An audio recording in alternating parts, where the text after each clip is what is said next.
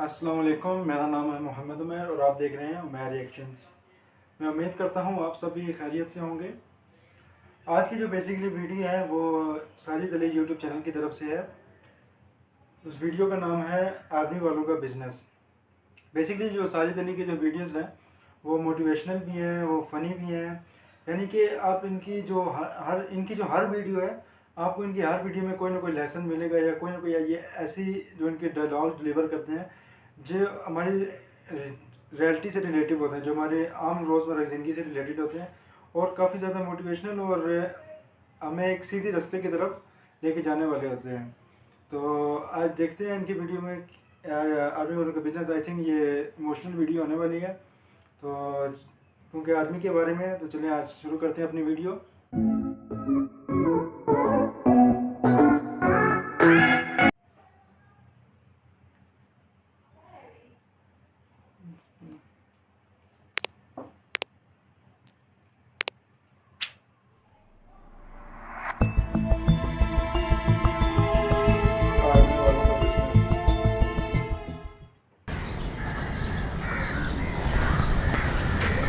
यार कुछ तो करना पड़ेगा।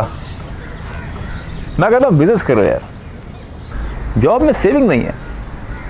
इसकी मिसाल ऐसे ऐसे एक शीशे के जार में बहुत सारा दाना भरा हुआ और एक चिड़िया उड़ती हुई आती है और उस दाने को देख के खुश होकर उसे खाना शुरू कर देती है। खाती रहती है, लेकिन वो ये नहीं जानती कि जैसे जैसे वो उसको खा रही है वैसे ही वैसे वो उस शीशे के जार में फंसती चली जा रही है। और एक वक्त आता है जब उसका दाना ख़त्म हो जाता है, तब उसको एहसास होता है कि वो उस शीशे के जार में फंस गई है। वो उस शीशे के जार से बाहर तो देख सकती है लेकिन उससे निकल नहीं सकती। वाह यार साजिद, क्या प्रैक्टिकल एग्जाम्पल दी है। क्यों वैस यार, तूने तो मेरा परसेप्शन ही चेंज कर दिया। मैंने भी सोच लिया है भाड़ में जाए ऐसी गुलामी। छोटा मोटा ही सही, लेकिन अब अपना ही कारोबार करूँगा। ओ भाई, छोटे मोटे बिज़नेस के लिए भी ना सरमाया होना चाहिए और उससे भी ज़्यादा पैसे रिश्वत के लिए होने चाहिए, जो मुख्तलिफ डिपार्टमेंट भत्ते की सूरत में आपसे लेते रहेंगे, वरना इतना परेशान करेंगे कि आप लोग बिज़नेस बंद करने में ही आफियत महसूस करोगे। हाँ, बात तो ठीक कह रहे हो। वैसे या तो आप रिश्वतें भरते रहो, और जाहिर सी बात है जब आप रिश्वतें भरोगे तो अपने कारोबार में डंडी मारोगे, क्योंकि ये पैसे आसमान से तो आएंगे नहीं।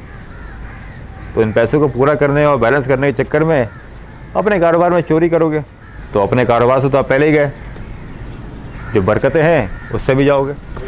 जितने डिपार्टमेंट है ना जो चोरी करने से रोकते हैं, ये इतने बेगैरत हैं कि इंसान को चोरी तो क्या हलाल पैसे भी सुकून से कमाने नहीं देते। पता नहीं क्या होगा इस मुल्क का। बिल्कुल सही कह रहा साजिद, यही फैक्ट है, जब भी तो इंडस्ट्रीज़ ग्रो नहीं कर रही।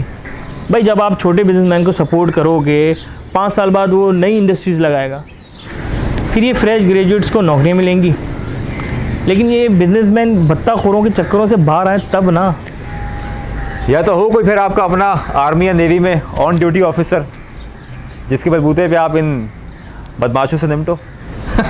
ओ भाई, ऑन ड्यूटी छोड़ो, अगर कोई रिटायर्ड आर्मी ऑफिसर हो ना, तब भी किसी लंगूर की हिम्मत नहीं है कि आपकी तरफ आंख उठा के देखे।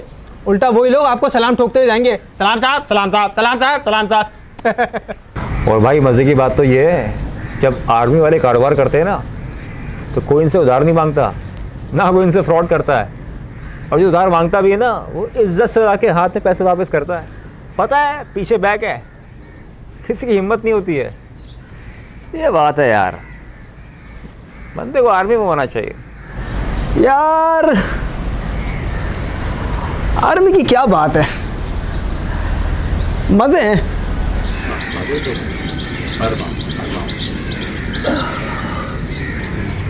अंकल अस्सलाम वालेकुम। वालेकुम अस्सलाम।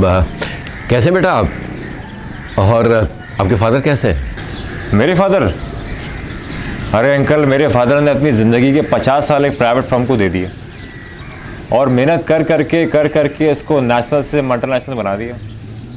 और जब रिटायरमेंट का टाइम आया और जो पैसे अब्बू को मिलने थे, जिसकी बेस पे अब्बू अपनी बकिया ज़िंदगी बसर करते, वो किसी न किसी लोन की सूरत में काट लिए। और जाते जाते एक बकवास सी और फालतू सी फेवरेट पार्टी दे के अब्बू को खुश किया, एक घड़ी दे दी छोटी सी, ताकि अब्बू अपना बकिया टाइम देखते रहे।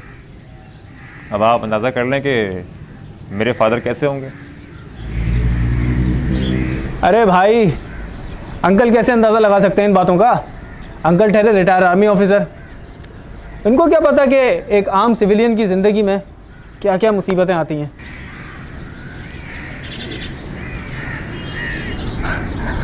वैसे अंकल बुरा मत मानिएगा प्लीज़। प्रैक्टिकली आपको तो अपनी ज़िंदगी में किसी भी तकलीफ़ से गुजरना नहीं पड़ा होगा। रिटायर्ड होके आप अपने बच्चों के साथ हंसी खुशी रह रहे होंगे। वैसे uncle, to be very frank, ये तो सच है, आप लोग रिटायर होके भी कामयाब, हम बेचारे सिविलियन जॉब कर करके तब भी नाकाम। हाँ, और सबसे मज़े की बात तो ये कि आप लोग कभी भी और कहीं भी कैसा भी कारोबार कर सकते हैं, कोई आप पे हाथ नहीं डाल सकता। No one can ask you for extortion money. मतलब साहब यूँ समझ ले कि आप लोग सबसे बड़े बिजनेसमैन हैं। मेरा मतलब अंकल कि आप रिटायरमेंट के बाद कोई भी कारोबार बासानी कर सकते हैं जो हम नहीं कर सकते। बड़ा मीन एक्चुअली। ठीक कहा आपने, आर्मी वाले सबसे बड़े बिजनेसमैन हैं और हमसे बड़ा बिजनेसमैन कोई हो ही नहीं सकता, कोई भी नहीं। अंकल अब ऐसी बात नहीं है, मतलब इतनी पावर और पीआर अगर हमें मिल जाए तो हम भी बिजनेस कर सकते हैं। नहीं, तब भी आप वो बिजनेस नहीं कर सकते जो हम कर सकते हैं। उसको करने के लिए बहुत कुछ चाहिए। अरे अंकल, ऐसा कौन सा बिजनेस है, हमें भी बताएं, अगर हमें भी पता चले कि आप आर्मी वाले किसके साथ कारोबार कर रहे हैं। अल्लाह के साथ। मतलब अपना और अपने जवानों का खून बहा के शहादत देते हैं और वो उसके बदले में हमें मुल्क की सलामती देता है। कर सकते हैं आप ये बिजनेस। और बेटा, आपने क्या कहा था? आपने ये कहा था ना कि आर्मी वालों को प्रैक्टिकली किसी तकलीफ से नहीं गुजरना पड़ता। आपका कोई भाई है? जी है।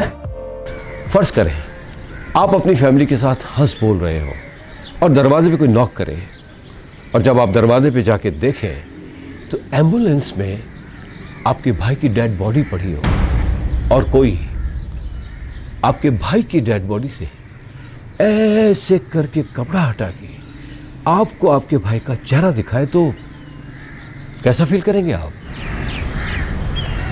अंकल ये क्या कह रहे हैं आप? प्लीज़। आई एम सॉरी बेटा, अल्लाह आपके भाई को लंबी उम्र दे, लेकिन जैसा अभी आपने सिर्फ अपने भाई के लिए इमेजिन किया है, ये मंजर मैंने हकीकत में देखा और महसूस किया है। जब मेरे जवान बेटे की डेड बॉडी मेरे दरवाजे पे आई थी,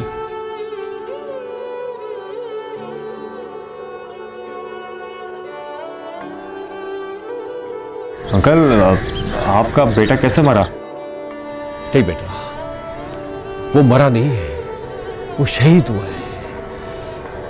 he was an army officer. अपने मुल्क की सलामती के लिए लड़ते लड़ते उसने जाम शहादत पिया है। अभी उसकी यादें धुंधली हुई नहीं थी कि मेरे दूसरे ऑफिसर बेटे को भी अल्लाह पाक ने शहादत नसीब फरमाई।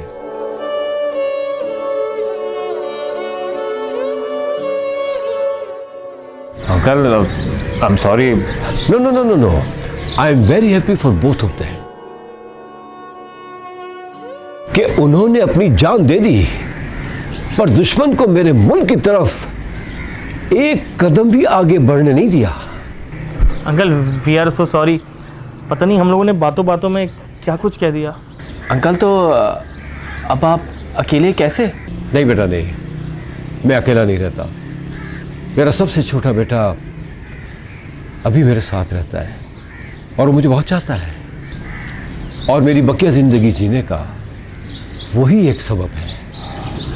वैसे अंकल, जहाँ इतनी सारी दुखी बातें हमें पता चली, वहाँ मुझे जान के खुशी हुई कि आपका एक बेटा भी आपके साथ रहता है।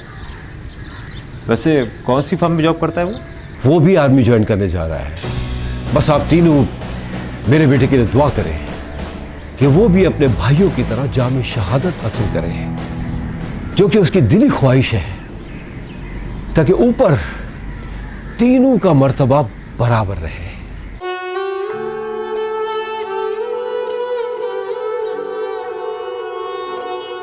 वैसे तो हमेशा से मेरी भी यही आरज़ू थी कि मुझे भी शहादत मिले, लेकिन अल्लाह ने मुझे गाजी बना दिया। लेकिन मेरी आप तीनों से ये रिक्वेस्ट है, प्लीज दुआ करें कि मेरा तीसरा बेटा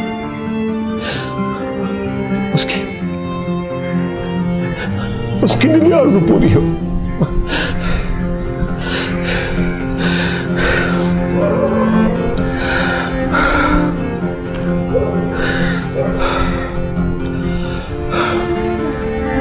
थैंक यू।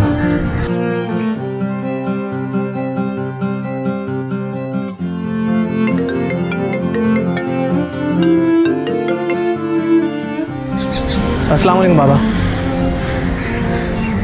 जी बाबा, मैं आ रहा हूँ जी।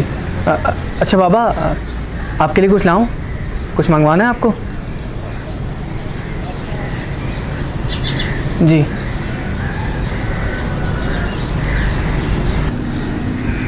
वैसे भाइयों, एक बात तो हकीकत है, हमारी आर्मी ने इस मुल्क के लिए जितनी कुर्बानियाँ दी हैं वो लाजवाल है। हम इनके दुखों को समझना तो दूर की बात, महसूस भी नहीं कर सकते। और हमारे मुल्क के नाअहल सियासतदान जब भी इस मुल्क का बेड़ा गर्क करके गायब हो जाते हैं, तो अल्लाह के बाद हमारे पास सिर्फ एक ही आसरा और उम्मीद होती है, और वो होती है आर्मी। वो आर्मी जो हमें बड़ी बड़ी मुसीबतों से और बारिश की ख़तरनाक रेलों से निकालती है। जब भी कहीं सैलाब आता है तो हमारी नेवी हमें और हमारी फैमिलीज़ को बाहिफाजत निकालती है। जब ज़लज़ले आते हैं तो ऊंची ऊंची पहाड़ियों पे कच्ची आबादियों के जब रास्ते बंद हो जाते हैं तो हमारी फौज जाती है, उड़ के जाके उनको वहाँ पर राशन दे के आती है। सही कह रहे हो यार। They deserve more than what they have. इस मुल्क का हर इंसान, चाहे वो अमीर हो, गरीब हो, जाहिल हो या पढ़ा लिखा हो, उसके दिल में कहीं ना कहीं ये बात मौजूद है कि यार कहीं कुछ भी हो जाए, मेरी फौज मुझे बचा लेगी। यार यही फैक्ट है।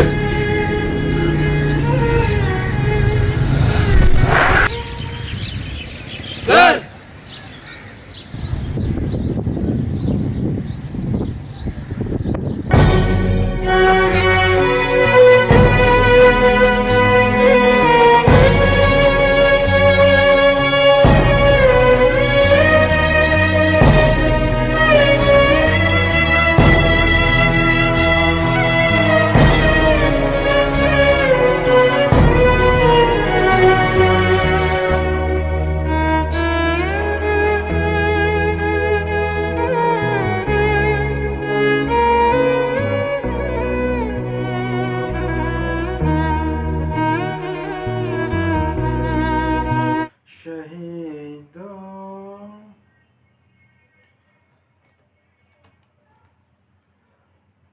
बहुत ही इमोशनल वीडियो थी पाक आर्मी के हवाले से। फर्स्ट ऑफ ऑल मैं पाक आर्मी को सल्यूट करता हूँ, जो अपनी लाइफ को सिर्फ हमारे लिए सेक्रीफाइस कर देते हैं, सिर्फ हमारे सुकून के लिए कि हम अपने घरों में बाहिफाजत बैठें। हमारी खातिर वो अपने जाने मुल्क के लिए सेक्रीफाइस कर देते हैं, बॉर्डर पे जाते हैं, शहीद होते हैं। और शहीद का बहुत बड़ा रुतबा है। शहीद को हम मुर्दा नहीं कह सकते, शहीद हमेशा ज़िंदा रहेगा। उसके अलावा वीडियो में कुछ बातें जो थी, मैसेज भी दिया गया था, लाइक ऐसे कि जो हमारे ऊपर के लेवल के जो हैं, बड़े लेवल के जो होते हैं बंदे, अब रिश्वत पे उन्होंने बात की थी कि रिश्वत खाते हैं, बिल्कुल इसी तरह ही है। आज का रिश्वत जो है वो एक आम मामूल बन गया है, सूद एक आम मामूल बन गया है। जबकि हमारे प्यारे नबी वसल्लम ने मना फरमाया था कि सूद से बचो और रिश्वत देने वाला दोनों जहन्नमी है। लेकिन क्या है, हम इन सब चीज़ों के इल्म होने के बावजूद हम इस चीज़ पे अमल नहीं करते। अल्लाह ताला से इल्तमास है कि गुजारिश है कि दुआ है कि अल्लाह ताला से कि हम सबको सीधे रास्ते की तरफ ले आएँ, हम सबको सीधे रास्ते दिखाएं ताकि हम इन गलत चीज़ों से बच सकें। उसके अलावा और भी बहुत सारे पॉइंट थे, लाइक जैसे कि अब अंकल ने अपनी मतलब कि जो अंकल थे उन्होंने अपनी स्टोरी बताई कि इस तरह उनके 2 बेटे शहीद हो गए और एक अगला है वो चाहते हैं कि वो भी आर्मी में जाए, और वो ख़ुद भी चाहते थे कि आर्मी में जाए, लेकिन वो आर्मी में ना जा सके। वो आर्मी में गए लेकिन शहीद ना हो सके। अल्लाह ताला ने उनको गाजी बना दिया। सिर्फ ये एक ही नहीं, इसी तरह हज़ारों लाखों करोड़ों माँ बाप हैं जिनकी यही कहानी है, और इस पे हम सबको फ़ख्र होना चाहिए कि हमारी आर्मी इस तरह के, जिस तरह उन्होंने कहा कि सैलाबी रेले या जैसे मर्जी हालात आ जाए, हमारी आर्मी हमारी मदद करती है। और इसी तरह ही है, घर घर जाके राशन पहुंचाती है। और हम इसी तरह आर्मी के ख़िलाफ़ गलत बातें करते हैं, ये है वो है आर्मी, हत्ता कि अगर ये मुल्क चल रहा है तो आर्मी की बेस पे चल रहा है। आर्मी ना होती तो शायद ये मुल्क भी ना होता। तो सल्यूट टू पाक आर्मी जिंदाबाद। तो मिलते हैं अपने नेक्स्ट वीडियो में, तब तक के लिए मुझे इजाज़त दीजिए। अल्लाह हाफिज़।